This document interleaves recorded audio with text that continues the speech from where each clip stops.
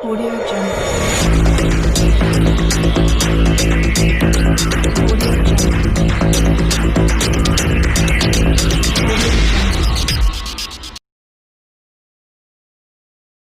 आपने जंगलों में लगने वाली आग के बारे में भी सुना होगा।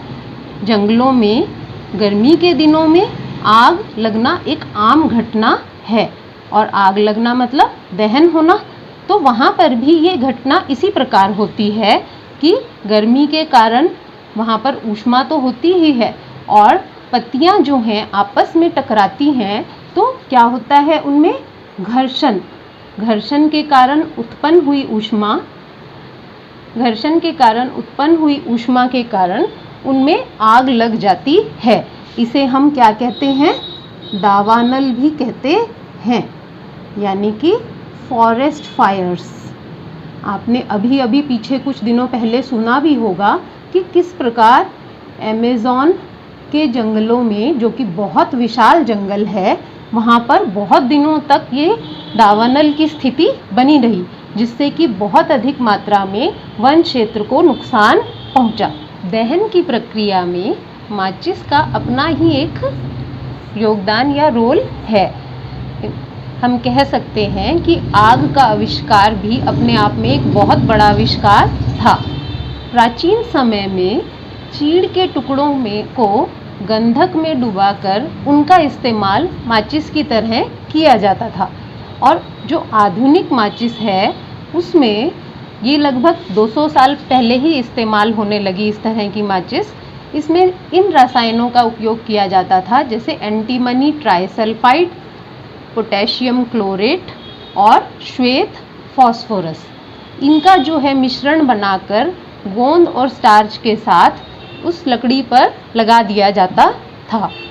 लेकिन बाद में ये देखा गया कि श्वेत फास्फोरस जो है वहाँ पर माचिस उद्योग में काम करने वाले लोगों के लिए भी हानिकारक है, तो इसको यहाँ से हटा दिया गया और एंटीमनी ट्राइसल्फाइड और पोटेशियम क्लोरेट जो है उसका ही इस्तेमाल किया जाने लगा।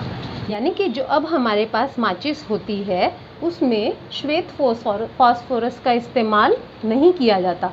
कहाँ पर? इस स्थान पर। यहाँ पर ये किस चीज़ का मिश्रण है? एंटीमनी ट्राइसल्फाइड और पोटेशियम क्लोरेट का ही मिश्रण है।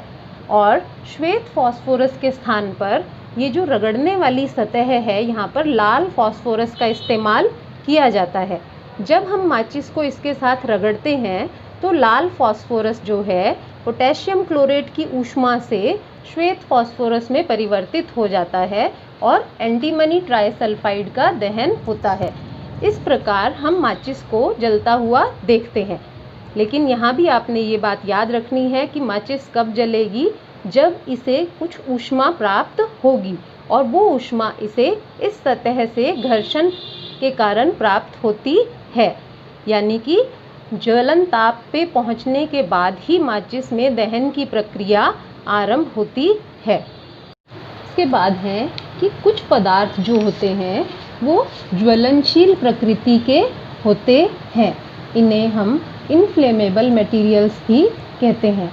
आपने कई बार पेट्रोल, डीजल, इनके जो टैंकर होते हैं उस पर भी लिखा हुआ देखा होगा हाईली इनफ्लेमेबल।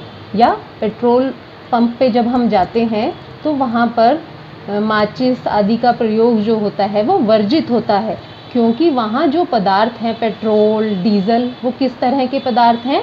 ज्वलनशील पदार्थ हैं। यानी कि थोड़ी सी ज्वाला देते ही, थोड़ी सी गर्मी देते ही वो आग पकड़ लेते हैं। तो जिन पदार्थों का ज्वलन ताप बहुत कम होता है और जो ज्वाला के साथ सरलतापूर्वक आग पकड़ लेते हैं उन्हें हम ज्वलनशील पदार्थ कहते हैं। इसी के उदाहरण हैं ये एलपीजी जो हम रसोई घर में उपयोग करते हैं, जिसे हम द्रवित पेट्रोलियम गैस भी कहते हैं। पेट्रोल, डीजल, अल्कोहल, ये सभी के सभी क्या हैं? हमारे ज्वलनशील पदार्थ हैं।